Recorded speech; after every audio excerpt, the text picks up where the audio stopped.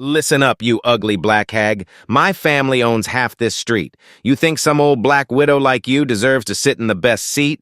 The slap cracked across Wanda Davis's face. Her head snapped sideways. Reading glasses flew off. Coffee exploded across the table. Betty's Corner Diner, Tuesday morning, downtown Atlanta. Wanda was 68, a widow for 3 months, a retired teacher who'd sat here every week for 3 years. Derek Harrison straightened his suit. 43, regional VP of Harrison Property Development. Money was his power. The diner went silent. 24 people watching, nobody moving.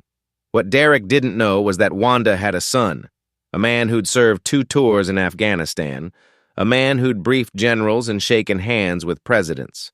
Derek thought power came from money. He was about to learn otherwise. Have you ever watched someone abuse their power and desperately wanted justice? Keep watching.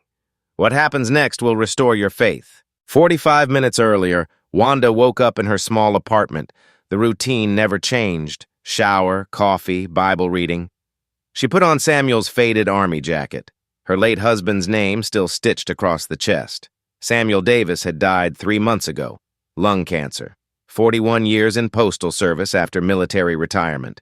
Now Wanda lived alone on Social Security. The apartment felt too quiet, so every Tuesday she went to Betty's Corner Diner, same booth, same time, 8 a.m. sharp. She arrived at 7:55. Betty's was an old-school diner, red vinyl booths, checkered floor, the smell of bacon and coffee. Maria Rodriguez was working, 28, single mother of 2. She'd served Wanda for 3 years. Black coffee, 2 eggs, wheat toast.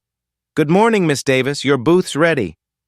Wanda settled by the window, pulled out her Bible, Psalm 23, Samuel's favorite. She'd read it at his funeral, read it every Tuesday since, the diner filled with mourning crowd. Construction workers, business types, 2 older men arguing about basketball. George Morrison owned the place. 62, white, Vietnam veteran. He'd bought it 15 years ago. George was decent, fair, but lately stressed. Harrison Property Development had been buying buildings nearby. His lease was up in 6 months. Harrison Property Development, the name that made residents nervous. Run by Randall Harrison and his son Derek. Urban renewal, they called it. Buy buildings, evict tenants, renovate, charge rents that pushed out long-time residents. Already destroyed 3 blocks east. Derek Harrison had a reputation. Everyone knew his face, his expensive suits, how he walked into businesses like he owned them. Stories circulated. A bodega owner who refused to sell got health violations. A mechanic who fought eviction got buried in legal fees. James Carter knew. He sat in a corner booth. 55, black, former mechanic. Harrison Development bought his building. James fought in court. Lost. Legal fees wiped his savings. Now he worked part-time for half his old pay. James watched Wanda with her Bible. He'd known her for years. Known Samuel, too. Good people. Made his blood boil thinking about developers who only cared about profit. At 7:52, Derek's black Mercedes pulled up. Parked in a handicapped spot. Didn't glance at the sign. Got out, adjusted his Rolex. Bluetooth earpiece in, talking loudly about property deals. Derek pushed through the door without holding it. Maria's stomach dropped. She'd dealt with Derek before. He'd been rude, snapped fingers like she was a dog, left no tip. Worse, her building had just been bought by Harrison Development. Rent doubling. 60 days to pay or leave. George saw Derek. Jaw tightened. He knew who Derek was, what the Harrisons were doing. But George was trying to survive. Couldn't afford enemies who might control his lease. Derek cut to the front. 4 people waiting. He ignored them. "Table for 1. Best seat in the house." George hesitated. "Sir, there's a wait." Derek dropped a $100 bill on the counter. "I said best seat." George's face went red, hands shaking, not from fear, from shame. He took the money, caught Maria's eye. She looked disappointed but understanding. Officer Bradley Cooper sat at the counter. 38, white, off-duty but in uniform, stopped for breakfast after night shift. He saw Derek cut the line, saw George take the money. Cooper looked down. Not his problem. He was tired.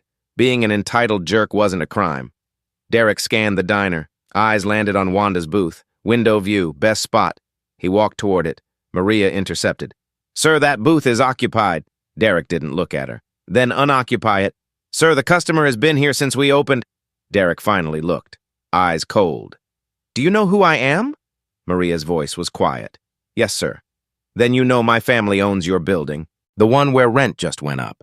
He smiled. Not friendly. Focus on keeping your job instead of telling me where I can't sit. Maria's face went pale. She looked at George. He turned away. Derek walked past her, stood over Wanda's table. She was reading, glasses on, coffee steaming, just sitting peacefully. That's when he said it. Listen up, you ugly black hag. My family owns half this street. You think some old black widow like you deserves to sit in the best seat? Wanda looked up slowly, saw the contempt, the certainty he could say whatever he wanted. She spoke quietly. Young man, I've been coming here for 3 years. There are plenty of empty booths. His hand came up. The slap echoed through Betty's corner diner. Wanda's head whipped sideways. Reading glasses flew off and skittered across the floor. Coffee cup tipped, sending hot liquid flooding across the table and onto her lap. Samuel's jacket soaked instantly. Everything stopped. Entire diner went silent. Conversations cut off. Forks froze. Even kitchen noise stopped. Wanda sat stunned. Hands slowly came to her face. She could feel the heat, where his fingers connected. The sting was sharp, but worse than pain was humiliation. The shock that someone had struck her, in public, in front of all these people. Derek stood over her, hands still raised, breathing hard, face flushed. For a second, even he looked surprised, but then his expression hardened. He'd committed, couldn't back down. Maria dropped her coffee pot. It shattered, her mouth open, tears forming. She wanted to run over, wanted to help, but feet wouldn't move. James Carter was halfway out of his booth before he realized, fists clenched, every muscle tensed. But a hand grabbed his arm. Another regular, an older black man. Don't, you know what happens? James knew. Black man confronts white businessman. Police called. Suddenly the black man is the aggressor, has a record. He stayed standing but didn't move forward, just shook with rage and helplessness. George Morrison froze behind the counter, face pale. This was his diner. Someone assaulted right in front of him. He should call police, throw Derek out. But Harrison Development owned his lease. One phone call and George could lose everything.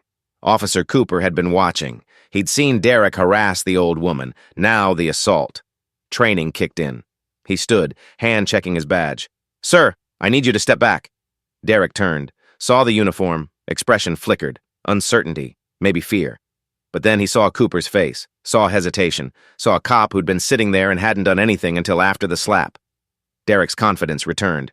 Officer, thank God, this woman was belligerent. I asked politely for this booth and she became aggressive. I felt threatened. I may have reacted defensively. Cooper blinked. That wasn't what he'd witnessed, but Derek was already pulling out his phone. I'm calling my attorney and my father. I want this documented. An elderly woman threatening customers. Wanda was still sitting in shock, coffee dripping, Bible soaked, Samuel's jacket ruined. She tried to speak, but voice came out whisper. I was just sitting here. Derek pointed. See? She's confused, disoriented. Officer, should we call social services? Consider whether she's capable of being out alone? The cruelty was breathtaking. Not only assault her, then try to make her look like the problem. Cooper looked between them. This should be simple. He'd witnessed assault. Derek should be arrested. But Derek was on his phone, already making calls. Rich white businessman with lawyers versus elderly black woman with no resources. Paperwork would be endless. And if Derek's father really had connections, Cooper's career could take a hit. Ma'am, are you hurt? Need medical attention? Wanda looked up, saw the uniform, badge, someone who was supposed to protect. But she also saw hesitation, calculation behind his eyes. He hit me. You saw it. Cooper swallowed hard. Ma'am, maybe it would be best if you just move to another table. Let's not escalate. The words hung like poison. Let's not escalate. As if she was escalating. As if being told to move after being assaulted was reasonable. Derek smiled. He'd won. He knew it. The cop knew it. Everyone knew it. Thank you, officer. Derek pulled out his money clip, peeled off a 20, dropped it on Wanda's table. It landed in spilled coffee and started soaking. "For your trouble, sweetheart, buy yourself breakfast somewhere else, somewhere more appropriate for people like you." He said it loud enough for everyone to hear. People like you. Everyone knew what he meant. Wanda stared at the wet bill, then at Derek, then at Cooper, who couldn't meet her eyes, then at Maria, crying silently, then at James, frozen, then at George, who'd turned away. Nobody was going to help. Nobody was going to stand up. Nobody was going to do anything. She reached down and picked up her Bible from the puddle, pages soaked, ruined, like Samuel's jacket, like her dignity. She stood carefully, legs shaking, gathered what was left. Her phone had fallen on the floor, screen cracked, but it still worked. She could see notifications, 3 missed calls, 2 texts, all from Benjamin, her son, who was supposed to meet her here, who'd texted he was in town, who was on his way. She needed to leave before he got here, needed to spare him from seeing her like this. Wanda took a step toward the door, hands still pressed against her burning cheek. She could feel it swelling, taste of blood in her mouth where teeth had cut her lip. Derek watched her go with satisfaction, slid into the booth she'd vacated, spread out, made himself comfortable, snapped fingers at Maria. "Coffee, black, and your best breakfast. I'm celebrating." Maria's hands shook. She wanted to spit in his face, wanted to scream.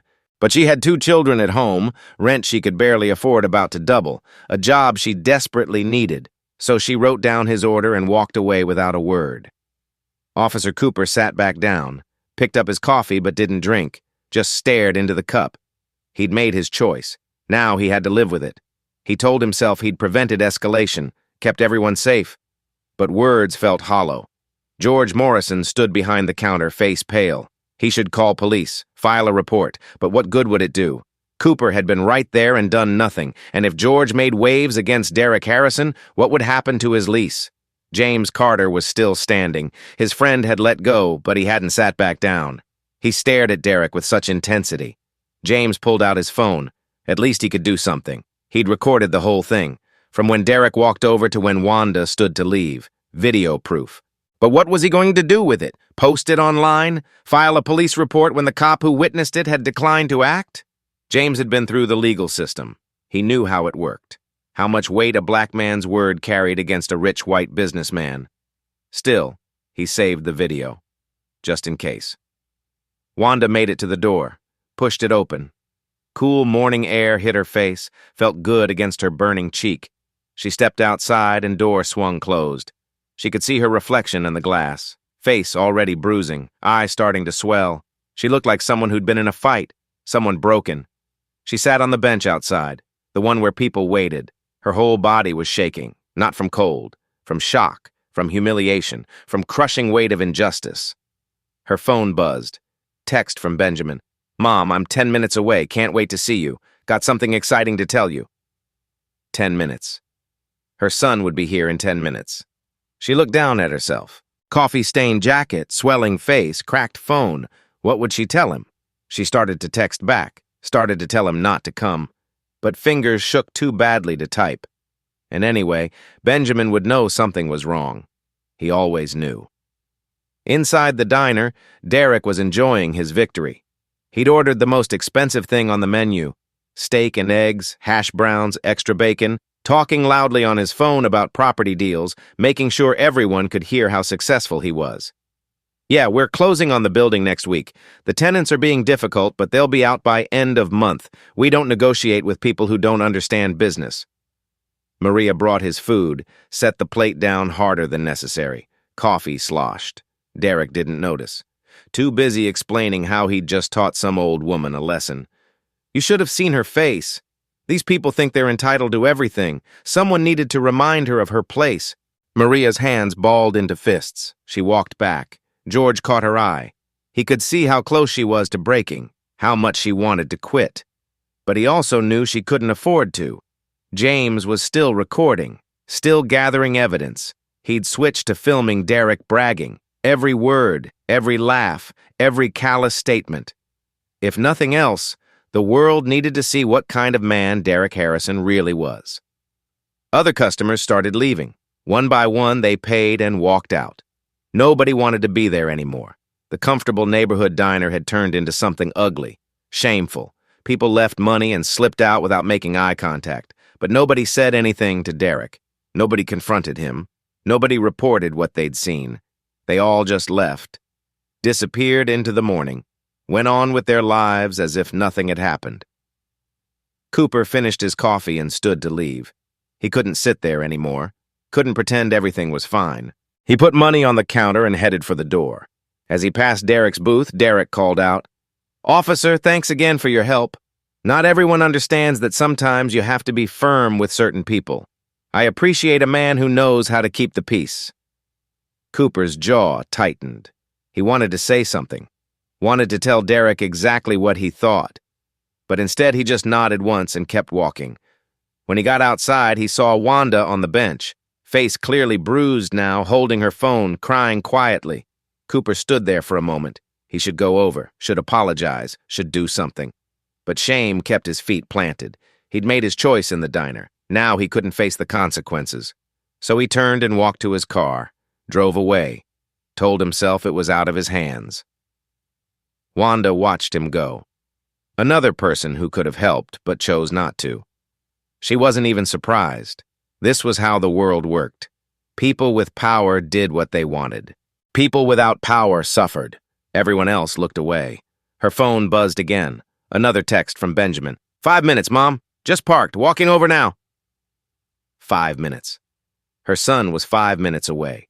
She looked back through the window. She could see Derek still in her booth, still talking loudly, still celebrating. She should warn Benjamin, should tell him not to come in, should spare him from this. But she was tired, so tired. Tired of protecting everyone else from harsh realities. Tired of swallowing her pain so others wouldn't be uncomfortable. Tired of being told to keep the peace by staying quiet. So she just sat there, waiting, hand pressed against her swollen cheek, Samuel's ruined jacket heavy on her shoulders, waiting for her son. Inside, Derek had no idea what was coming. He'd gone his whole life getting away with behavior like this. His father's money had always protected him. His family's influence had always smoothed over problems. He'd never faced real consequences.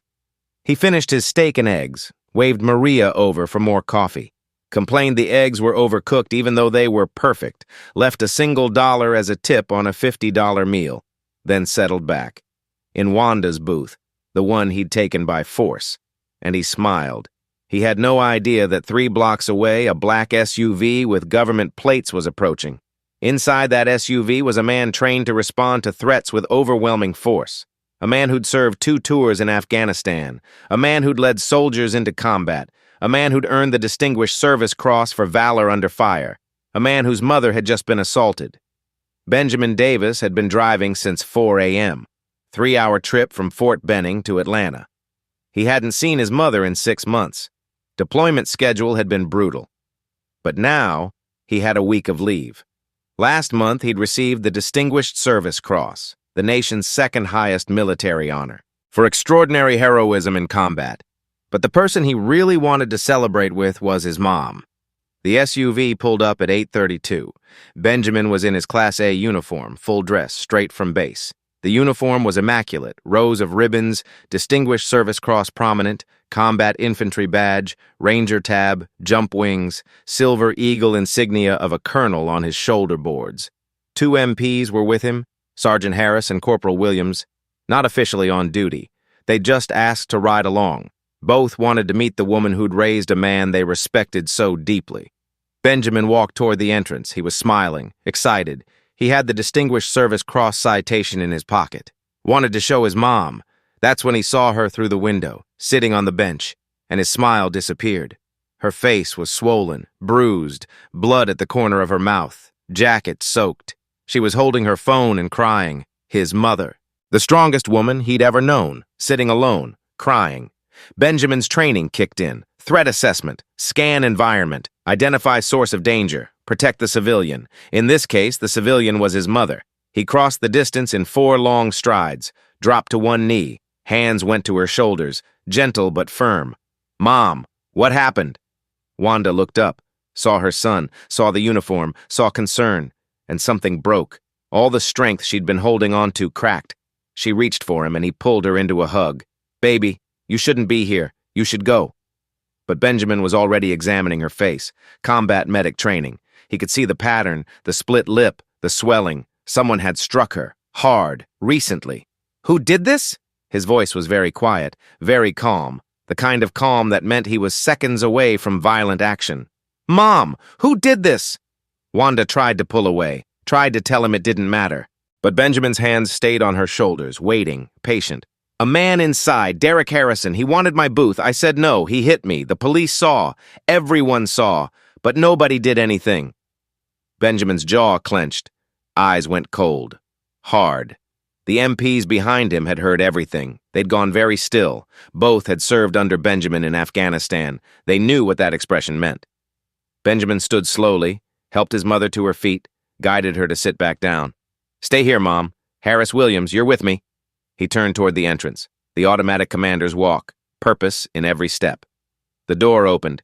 Colonel Benjamin Davis walked into Betty's Corner Diner. Full Army dress uniform, Class A's, rows of ribbons across his chest, Distinguished Service Cross prominent, combat infantry badge, Ranger tab, jump wings, Silver Eagle insignia of a colonel on his shoulder boards. 2 MPs flanked him, both in dress uniform, all 3 moving with military precision. The diner went silent instantly. Everyone turned. 3 soldiers in full dress uniform didn't just walk into random diners. Benjamin's eyes swept the room. Tactical assessment. Exits, threats, witnesses. His gaze landed on the booth by the window, where a white man in an expensive suit sat with feet up, coffee in hand, smirking at his phone. Benjamin walked directly to that booth, measured steps, controlled. The MPs flanked him behind. Derek looked up when the shadow fell across his table, saw the uniform, saw the ribbons. His brain processed quickly. Military, officer, so what? Derek's father had connections. Booth's taken, buddy. Go find another. Benjamin didn't respond immediately, just stood there, looking down at Derek, face completely neutral, but eyes burning. This booth belongs to my mother. Derek laughed, actually laughed. Your mother? You mean that old black woman who was here earlier? Yes, she left. Found somewhere more appropriate. The temperature dropped 10 degrees. Everyone was watching. Maria had frozen with the coffee pot. James had his phone out, recording. George was behind the counter, eyes wide. Stand up. Still quiet. Still calm. Excuse me? Derek's smirk faltered. I said stand up. I'm Colonel Benjamin Davis, United States Army. That woman you struck, that's Wanda Davis, my mother. Now stand up. Derek's face went through several expressions. Confusion, realization, fear. He looked at the uniform more carefully, saw the Silver Eagle, saw the Distinguished Service Cross, saw ribbons indicating combat service, foreign deployment, decorations for valor. A full colonel, someone who commanded over 1,000 soldiers. Look, there's been a misunderstanding. There's no misunderstanding. You assaulted a 68-year-old woman. My mother. You struck her in the face. You humiliated her in public. And then you sat down in her seat like you'd won something. Benjamin leaned down, got closer to Derek's eye level. Voice dropped even lower, more dangerous. You picked the wrong woman because that woman raised me, taught me right from wrong, taught me to protect people who can't protect themselves. And she did it alone while my father was deployed, while we had nothing, while people like you told her she didn't belong. Derek tried to stand, to leave. But Benjamin's hand came down on his shoulder, not hard, not violent, just firm, keeping him in place. You're not going anywhere. Sergeant Harris, would you call the local precinct? Tell them we have a witness to an assault. Tell them I'm filing charges on behalf of the victim. Harris pulled out his phone, started dialing. Derek's face had gone red. You can't do this. Do you know who my father is? Do you know what kind of connections we have? Benjamin smiled. It wasn't friendly. I've briefed the Secretary of Defense. I've dined with senators. I've been decorated by 2 different presidents for my service in Afghanistan. Your father plays golf with the police chief? That's cute. I coordinate operations with generals who make the decisions your father's political friends have to follow. He straightened up, looked around the diner, made sure everyone was listening. I'm a colonel in the United States Army. I've commanded combat operations. I've led men into battle. I've earned the Distinguished Service Cross for extraordinary heroism, and I use that authority to protect American citizens. Citizens like my mother, who you assaulted in front of witnesses. The door opened. Wanda had come inside. She couldn't stay away. She walked slowly toward the booth. hand still on her bruised face. Benjamin saw her, and his expression softened instantly. He moved to her, took her arm, guided her gently. "Mom, you shouldn't be standing." "No, I need to be here. I need to see this." George Morrison found his voice.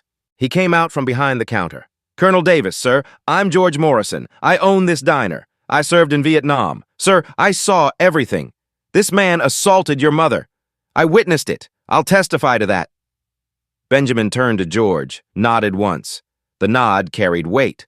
One veteran to another, recognition, respect, and acknowledgement that George should have acted sooner, but was stepping up now.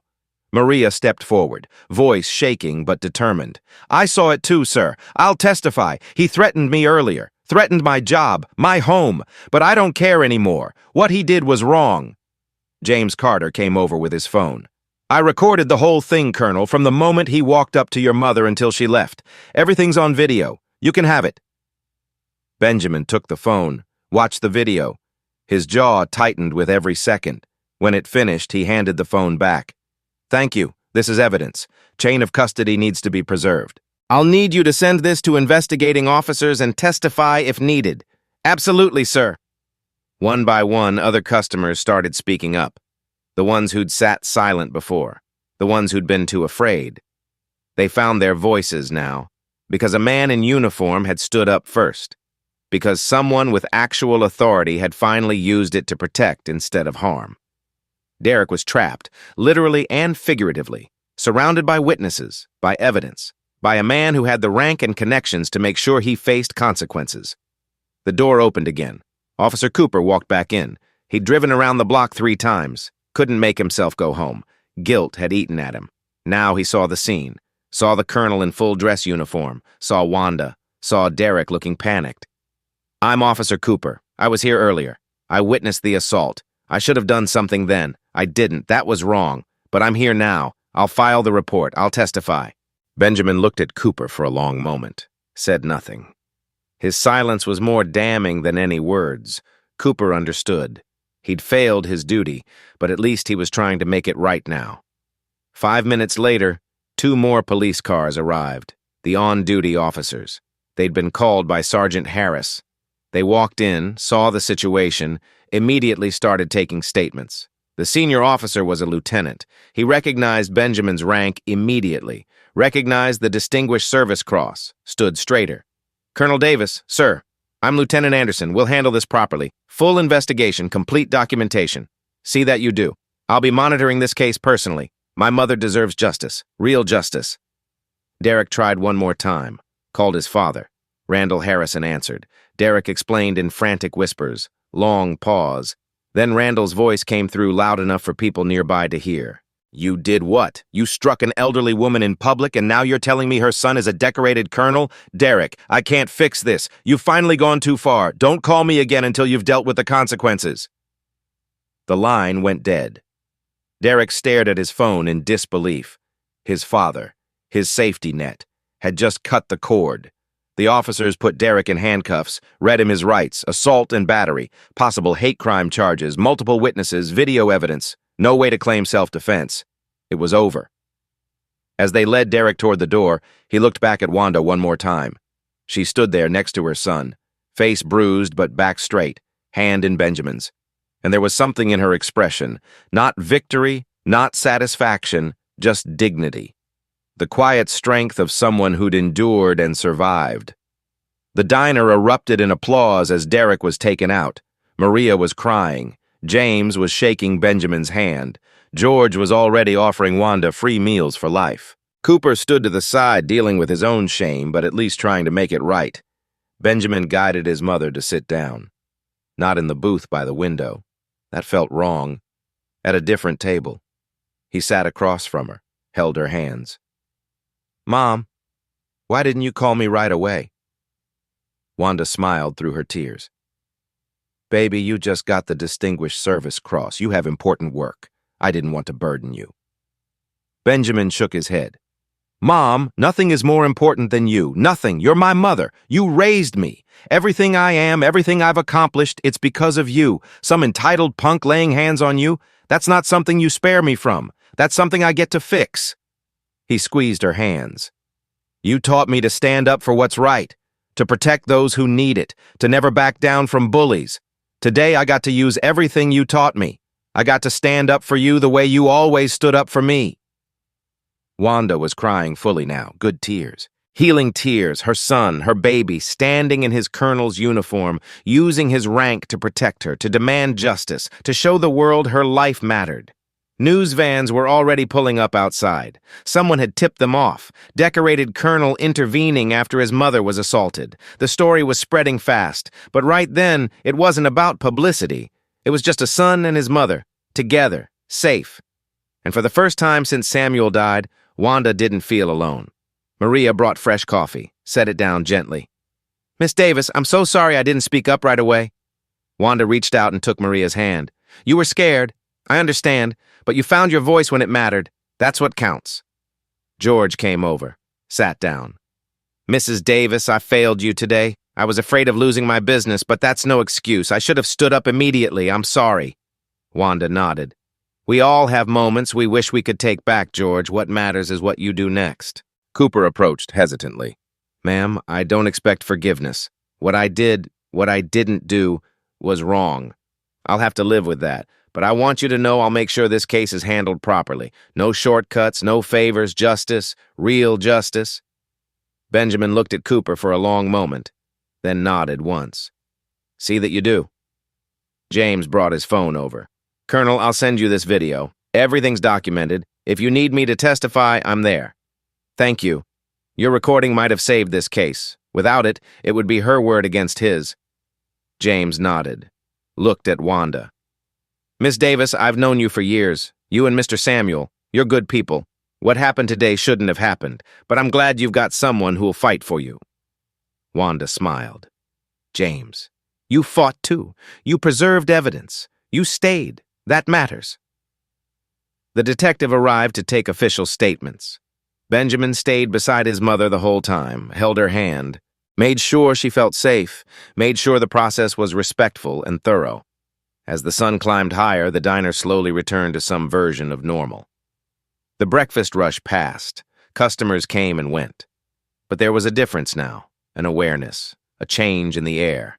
People had witnessed something, not just an assault, but a community finding its voice, learning that silence wasn't safety, that looking away wasn't neutral, that sometimes you had to stand up even when it was hard.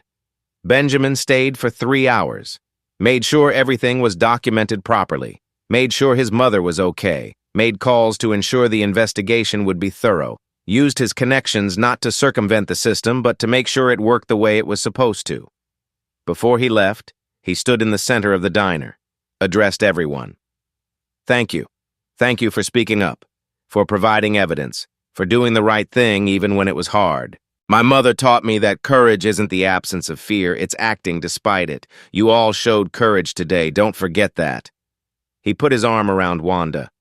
This is the strongest woman I know. She didn't need me to give her dignity. She already had it.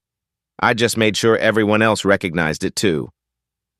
They walked out together, mother and son, into the Atlanta morning. The sun was bright, the air was clear, and for the first time in months, Wanda felt something like hope. The next 3 weeks moved quickly. James Carter's video went viral within hours. 5 million views the first day, 10 million by week's end. The footage was clear, undeniable. Derek verbally abusing Wanda, the slap, her glasses flying, coffee spilling, 24 people doing nothing. The public response was overwhelming. People were outraged, not just at Derek, but at the bystander effect, at the cop who'd initially done nothing, at the system that let people like Derek think they could get away with it. Harrison Property Development was hit with negative publicity. Protests outside their headquarters. Tenants came forward with stories of harassment. Federal housing authorities launched investigations. Within a week, Randall Harrison issued a statement disowning his son's actions and announcing Derek was removed from all positions. But the story that really captured attention was the twist. The moment Colonel Benjamin Davis walked into that diner in full dress uniform, the confrontation, the justice. Social media exploded. The hashtag Justice for Wanda started trending. Then it evolved into Wanda on Tuesday, a movement encouraging people to speak up when they witnessed discrimination. Every Tuesday, people posted stories of times they'd intervened or stayed silent. Betty's Corner Diner became a focal point. George Morrison was interviewed on local news. He was honest about his failure to act, honest about his fear, but he also talked about what he was doing differently. He put up signs. This is a safe space. Discrimination will not be tolerated. If you see something, say something. We will act. 2 days after the incident, a customer made a racist comment to Maria. George immediately kicked him out, banned him for life, called it out loudly so everyone could hear. Maria got promoted to shift manager. George gave her a raise, not because of publicity, but because she deserved it. She'd stood up when it mattered. She used the extra money to start saving for night classes, business management. Officer Bradley Cooper faced internal review. He'd witnessed a crime and failed to act. The review board gave him formal reprimand, 30-day suspension without pay, mandatory retraining on implicit bias and duty to intervene. During suspension, Cooper did something he didn't have to.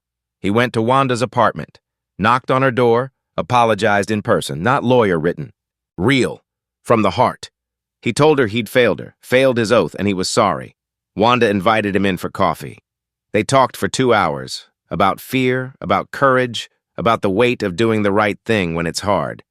Cooper left with tears in his eyes. Wanda gave him grace. She told him he could learn from this, could become the officer who didn't hesitate next time. When Cooper came back, he was different, more aware, more willing to speak up. He started teaching bystander intervention classes at the academy, using his own failure as a teaching tool. Derek Harrison's trial was quick. With video evidence and multiple witnesses, his lawyer advised a plea deal. Derek pleaded no contest to assault and battery with hate crime enhancement, 6 months in county jail, 200 hours community service in communities his father's company had displaced, 3 years probation, anger management and racial sensitivity training. Restraining order keeping him 500 feet from Wanda, $15,000 fine paid directly to her. But that wasn't the end. Wanda filed a civil suit. Benjamin connected her with pro bono lawyers specializing in civil rights. Harrison Property Development settled out of court. Substantial amount. She didn't keep it all. She used it to establish a scholarship fund, the Samuel and Wanda Davis Education Fund. Money for minority students pursuing teaching degrees. Because the world needed more teachers who understood adversity, teachers who could inspire kids from difficult circumstances. The first scholarship was awarded 3 months later, a young black woman from the neighborhood, first in her family to go to college.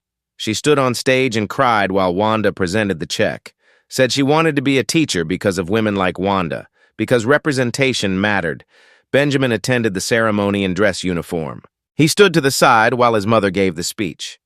Afterward, a reporter asked if he was proud. "I've always been proud of her. But what happened at that diner? That wasn't about me saving her. That was about the world finally seeing what I've always known. My mother is one of the strongest people I've ever met. She didn't need me to give her dignity. She already had it. I just made sure everyone else recognized it too." The federal investigation into Harrison Property Development found evidence of systemic discrimination.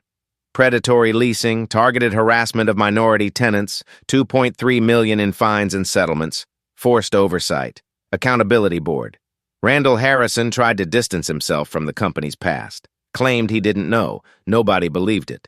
His reputation was permanently damaged. Business relationships dried up, politicians stopped returning calls. Derek served his 6 months, got out, tried to rebuild, it wasn't going well. Job applications rejected, apartments refused to rent. His face was too recognizable from the viral video. But Derek himself was changing. Slowly. Reluctantly at first. Mandatory counseling was forcing him to confront things he'd never examined. His privilege, his assumptions, his casual cruelty. His counselor assigned apology letters, not to be sent, just to practice accountability. He wrote one to Wanda, never sent it, didn't feel he had the right, but he kept it, read it sometimes, reminded himself of what he'd done, of the harm he'd caused. Whether Derek would actually change remained to be seen. Redemption isn't a moment. It's a process, a choice you make every day. 6 months after the incident, Wanda returned to Betty's Corner Diner. Same booth, same time, Tuesday morning, 8 a.m. The entire diner stood and applauded when she walked in. She smiled, waved them down, sat in her usual spot. Benjamin was there too. He'd timed his leave to coincide with her Tuesday breakfast. They sat together, mother and son, talked about everything and nothing, laughed, remembered Samuel, made plans. A young black girl approached their table shyly, maybe 10 years old. Her mother stood behind her. "Are you Mrs. Davis?" Wanda smiled. "I am, sweetheart. My mom says you're a hero, that you stood up to a bad man." Wanda shook her head gently. "No, sweetheart, I'm not a hero. I'm just someone who refused to be silent. And you know what? You can be that person too. You can stand up when something's wrong. You can use your voice. You're never too young or too old to do the right thing." The girl beamed. "Asked for a picture." Wanda agreed. Benjamin took the photo. The image showed Wanda with her arm around the young girl, both smiling, both proud. That photo ended up on social media too, but this time the comments were different. Not angry, just hopeful. People seeing a community healing, recognizing that change was possible. Betty's Corner Diner became a symbol, a place where wrongs were made right, where silence was broken, where courage was found. George installed a plaque on Wanda's booth, reserved for Mrs. Wanda Davis, but he also added a sign by the door. "In this establishment, we stand up for each other. We speak up when we see injustice. We believe dignity is not negotiable." And people took it seriously. The diner became known as a place where discrimination wouldn't be tolerated, where the community looked out for each other. It wasn't perfect. Nothing ever is. But it was better. And better was worth fighting for. 1 year after the incident, Wanda sat in her usual booth at Betty's Corner Diner. Tuesday morning, 8 a.m. The world had changed in small ways and large ones. But this routine remained, her anchor.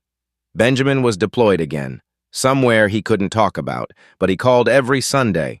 His commanding officer had recommended him for promotion to brigadier general. If approved, he'd be one of the youngest officers to make general. But Wanda knew the truth. Benjamin's rank didn't make him important. His character did. And that character had been formed right here, in this neighborhood, in a small apartment where money was tight but love was abundant, where she'd taught him that integrity wasn't negotiable. The Samuel and Wanda Davis Education Fund had grown. 12 scholarships awarded in the past year, 12 young people getting chances they might not have had, going to college, becoming teachers, social workers, the kind of people who'd stand up when they saw injustice. Maria came over with Wanda's coffee. She was the manager now, taking night classes. She'd brought her kids to the diner last week, introduced them to Wanda, told them this was the woman who'd shown her what courage looked like. James Carter stopped by. He'd opened a new auto shop, smaller than his old one. But it was his. His business was doing well, honest work, fair prices. "Mrs. Davis, just wanted to say good morning and thank you." Wanda smiled. "James, you don't need to keep thanking me. You found your courage on your own." "Maybe, but watching you that day, seeing how you held yourself together, that taught me something. Dignity isn't something people give you. It's something you keep, no matter what." Officer Cooper came in for his morning coffee. He nodded respectfully at Wanda. She nodded back. They'd formed an unlikely friendship. Cooper was teaching intervention classes, making a difference. George Morrison set a plate in front of Wanda. Still on the house, still his way of making up for his silence. She'd told him a dozen times he didn't need to. But George was stubborn, so she accepted it with grace. Around the diner, life continued. Conversations, laughter, the smell of coffee and bacon. Normal life. But there was something underneath now, an awareness, a readiness. Everyone in this place knew what could happen when people stayed silent. Wanda pulled out her Bible, the new one Benjamin had bought her, opened it to Psalm 23, Samuel's favorite, read the familiar words. She thought about Samuel, about the life they'd built, about the son they'd raised, about the legacy they were leaving. Samuel wasn't here anymore, but his values were, his integrity, his belief that every person deserved dignity. A text came through from Benjamin. "Love you, Mom. Proud of you, always." She texted back. "Love you too, baby. Stay safe. Come home soon." Then she set the phone down, looked out at the street, at people walking by, each one with their own struggles, their own moments of choice between silence and speaking up. What happened in this diner a year ago taught everyone a lesson. That injustice thrives in silence. That power unchecked becomes abuse. That standing up is scary but necessary. That sometimes one person's courage can wake up an entire community. But the bigger lesson was this. You don't need to be a colonel to make a difference. You don't need power or money or influence. You just need to refuse to be silent, to see wrong and call it wrong, to stand with people who need someone in their corner. So let me ask you something. Have you ever witnessed injustice and stayed silent? Have you ever seen someone being mistreated and looked away? What happened to Wanda Davis happens every day, in diners, in stores, on streets, in workplaces. People with power abuse those without it. And bystanders watch, maybe record, but don't act. The question is, what will you do next time? Will you be the person who looks away, or will you be the person who stands up? Will you let fear keep you silent, or will you find your courage? Because here's the truth. Change doesn't come from powerful people deciding to be better. It comes from ordinary people deciding they won't tolerate injustice anymore. Share this story, not because it makes you feel good, but because it reminds you what's possible when people refuse to look away. Comment below. Have you ever stood up to injustice, or stayed silent and regretted it? What will you do differently next time? Subscribe if you want more stories like this. Stories about real people, real courage, real change. Remember, you don't need to be a colonel to make a difference. You just need to be someone who refuses to be silent. Be like Wanda. Hold on to your dignity. Demand respect. Stand your ground. Be like Benjamin. Use whatever authority you have to protect those who need it. Be like Maria. Find your voice even when you're afraid. Be like James. Document injustice. Provide evidence. Be like George and Cooper. If you've failed before, learn from it. Do better next time. Because that's how communities change. One person at a time, one choice at a time. One moment of courage at a time. This is the story of Wanda Davis. But it's also your story. The story of every time you've had to choose between silence and speech. Between safety and justice. Between looking away and standing up. What will you choose? The world is watching.